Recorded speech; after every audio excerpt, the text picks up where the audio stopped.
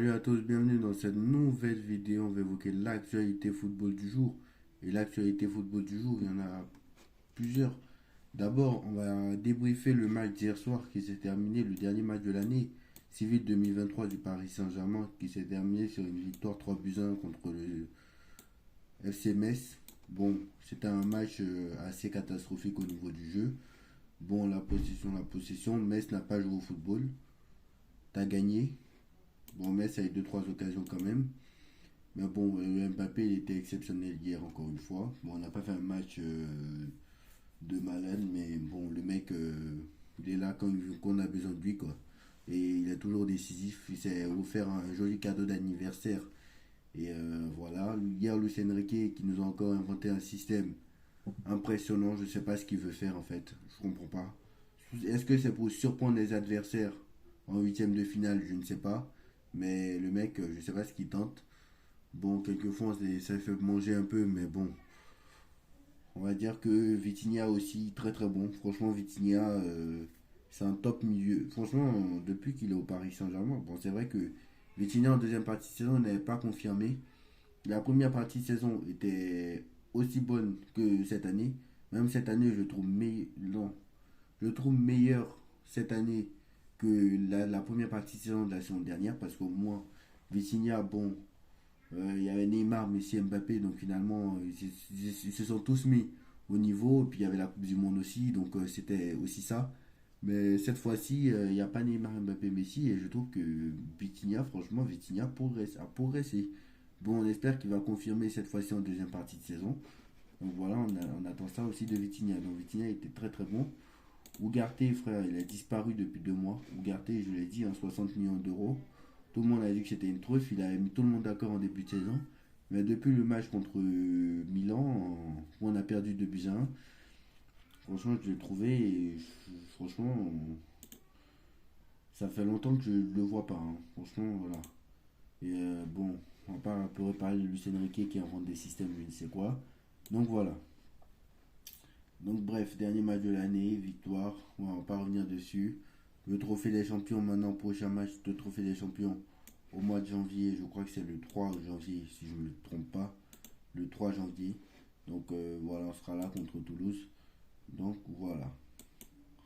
On espère en voir un Paris Saint-Germain beaucoup mieux que cette première partie de saison. Bon, ensuite, on va parler maintenant de l'actualité football du jour. Comme vous savez, hier, on a appris il y a quelques jours que la nouvelle formule de la Ligue des Champions allait être actée. Donc la nouvelle formule de la Ligue des Champions. Donc la nouvelle formule de la Ligue des Champions, il y a beaucoup qui n'ont pas compris. Donc c'est 36 équipes. Et ces 36 équipes sont, sont là. Donc il y a pas de phase qualificative, je crois. Il y a 36 équipes. Et sur ces 36 équipes, il y aura un classement. Façon championnat. Genre ces 36 équipes, sur les 36 équipes, les 8 premières sont qualifiées en huitième de finale. Les 8 dernières, elles sont éliminées. Voilà, je crois. Maintenant, du 9e au 24e, il y a un barrage. Il y a un barrage entre le 9e et le 24e. 24 plus 8, ça fait 32. Bon, bref, il y a un barrage entre le 9e et le 24e pour accéder au prochain tour. Dans les 8 premiers, ils sont en huitième de finale. Un barrage entre le 9e et le 24e, comme ils font pour l'Europa League et le troisième de Ligue des Champions affronte le deuxième de Europa League, c'est la même chose. Neuvième barrage entre le 9e et le 24e, je crois qu'ils font un tirage au sort. Les qualifiés vont rejoindre les 8 en huitième de finale. Ça fait 16 équipes, donc huitième de finale à 16 équipes. Et les 8 derniers, les autres, ils sont éliminés. Donc en gros, c'est un peu ça l'idée. Les 8 derniers, ils sont éliminés. Donc c'est un peu ça l'idée. Et puis je crois que tous ceux qui sont éliminés n'ont pas le droit de revenir dans la prochaine édition. Donc voilà. Non seulement ils seront éliminés, ça veut dire que la prochaine édition, ils ne seront pas interdits d'y participer.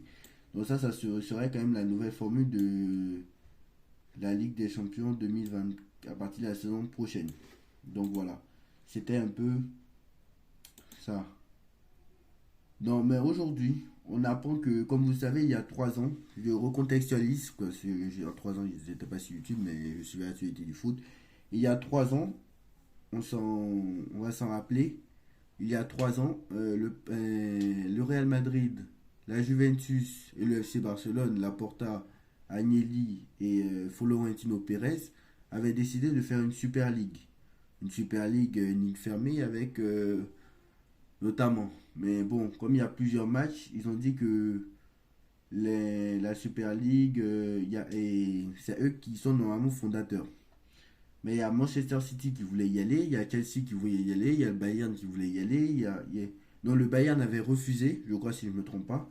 City, Chelsea, Arsenal voulaient y aller, Tottenham aussi. Le Bayern avait refusé, Nasser avait refusé. Donc, pour rappel, Nasser c'est le président aussi de l'ECA. Donc, Nasser aussi avait refusé. Donc, voilà, ils ont soutenu l'UEFA pour le projet Super League. Donc voilà où on a dit que le Bayern, comme le Paris Saint-Germain était déjà en demi-finale. Et genre, comme Manchester City, Chelsea et le Real Madrid étaient dans le projet Super League, ils ont dit qu'ils pourraient être exclus de la Ligue des Champions. Donc le PSG pourrait être déclaré vainqueur. Mais bon, ça s'est pas passé et finalement, bah, ce projet revient à la table, comme vous savez. La Cour européenne de justice, on apprend que la Cour européenne de justice a donné le feu vert pour la Super League. Désormais, aucun club ne pourra être sanctionné s'il participe. Le Real Madrid, le Barça, la Juve ont contacté plus de 50 clubs pour créer une Super League destinée à remplacer la Ligue des Champions. Donc apparemment, il y aurait plusieurs divisions, 60 à 80 équipes participantes, pas de membres permanents. Chaque club jouera au moins 14 matchs par saison. Tous les matchs seront diffusés gratuitement. Ça, c'est quand même pas mal. Moi, la dernière que je retiens, c'est que les matchs seront diffusés gratuitement. Parce que non seulement on apprend qu'il y a plus de matchs, ça y est, c'est pour l'argent en fait. Il y a plus de matchs et donc en fait, c'est pas bon. Il y a plus de matchs et déjà que dans les matchs on s'ennuie, franchement, franchement, c'est. Bon, déjà les matchs seront diffusés gratuitement donc au moins on va pas dire qu'on va payer pour garder des matchs catastrophiques. Vu que normalement on paye pas. Donc voilà. Donc le Paris Saint-Germain rejette totalement et complètement tout projet soi-disant Super League, ce qui a été le cas depuis le premier jour et ça le restera toujours. Donc le Paris Saint-Germain avait rejeté en 2021, il rejette encore en 2023. En tant que frère institution européenne, le PSG soutient les principes du modèle sportif européen, les valeurs de compétition ouverte et d'inclusion et et travaille avec toutes les parties prenantes reconnues du football européen, surtout avec les supporters et les joueurs qui sont au cœur du football. Moi, je suis d'accord. Moi, franchement, je suis d'accord. Et c'est un message de Nasser, président du Paris Saint-Germain. Donc, Nasser a raison.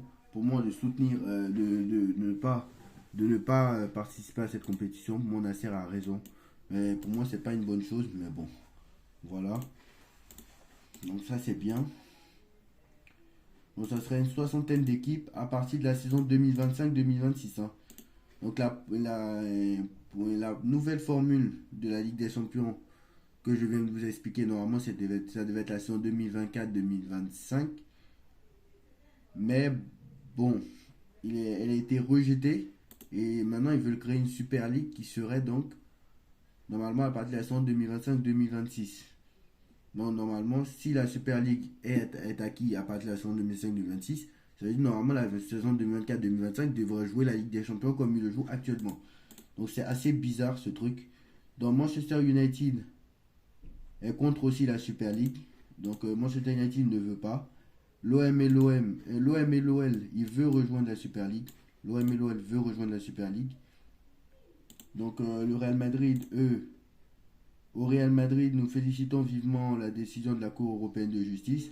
Donc c'était eux les fondateurs, donc eux ils soutiennent la Super League, donc Pérez soutient la Super League. Pour moi, c'est autre chose. Bon, Dortmund a rejeté, le PSG a rejeté.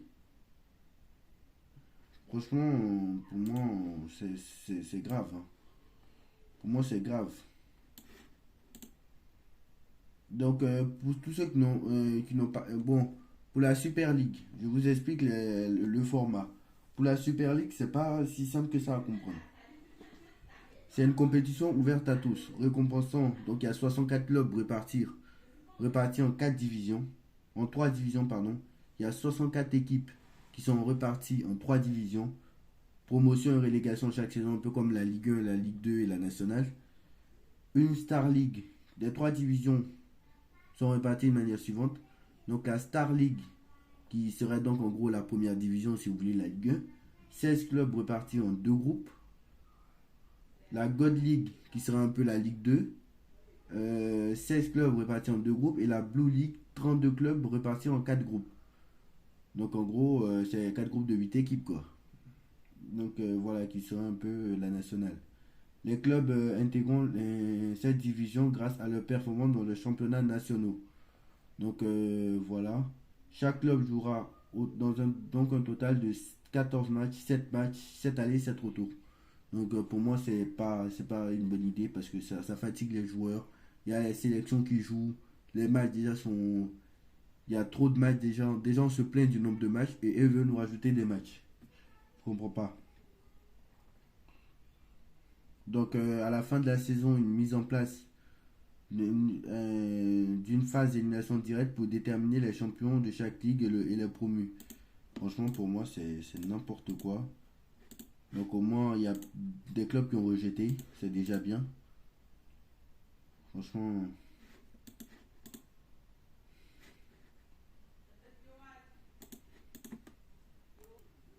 Donc voilà, Prenel Kipembe lui prolonge son contrat jusqu'en 2026. Alors ça, c'est une décision que je ne comprends pas du tout. Franchement, les dirigeants du Paris Saint-Germain, je me pose la question. Parce que les mecs, je sais pas comment ils font quoi. Kipembe, ça fait un an qu'il est blessé, quasiment. Il est blessé depuis février 2023. Ça fait presque un an qu'il est blessé. Et le mec, on le prolonge de 2 ans. Alors que son contrat finit cette saison. Pourquoi on va le prolonger encore 2 ans alors qu'il est blessé? Donc ça n'a aucun sens. Donc voilà un peu la Super League. Franchement, c'est assez... franchement, c'est n'importe quoi.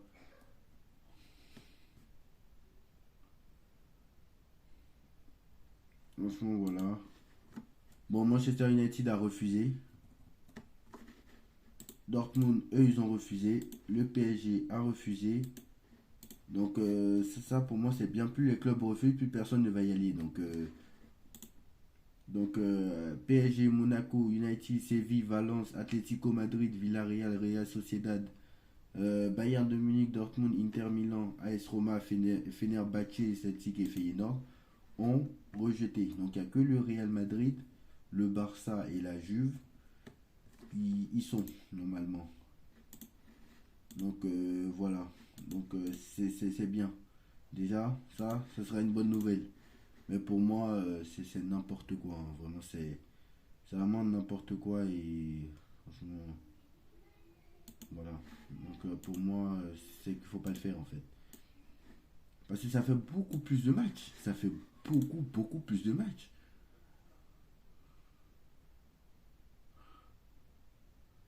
Franchement, c'est grave, hein. Pour moi, c'est grave. Pour moi, c'est une chose qui est grave. Et il faudra voir un peu comment on fait. Il faudra voir comment on fait. Après, euh, j'ai envie de dire pourquoi pas. Mais franchement, voilà. Mais ces deux-là, en fait, il faut les virer de la Ligue des Champions. Moi, très clairement, pourquoi l'UEFA ne dit pas,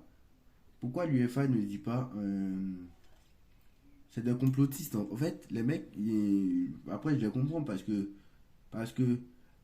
bah oui, je les comprends parce que si on les vire, bah on n'aura plus d'argent parce que plus personne ne va regarder les matchs. Voilà. Est-ce que si on vire, parce que tous ceux qui ont accepté le projet Super League pour l'instant, c'est le Real Madrid, la Juve et le FC Barcelone. C'est les trois qui ont accepté. Pourtant, sans cette roi en Ligue des Champions, bah, tes droits TV diminuent beaucoup plus, diminuent. Parce que il y a tellement de footix dans ce monde, il y a tellement de supporters du Real, du Barça et de la Juve, que c'est les trois plus gros clubs au monde. Et certainement que, voilà, sans eux, tu ne ferais pas autant de revenus. Donc c'est pour ça qu'il ne peut pas. Parce que ça aurait été le PSG, Manchester City, et ça aurait été le PSG, Manchester City, et admettons Dortmund qui l'aurait fait. Ou ça aurait été le PSG, les trois clubs fondateurs auraient été le PSG, Séville, mais ça aurait été le PSG, l'Atlético Madrid et Manchester City, bah, les trois auraient été déçus de la Ligue des Champions.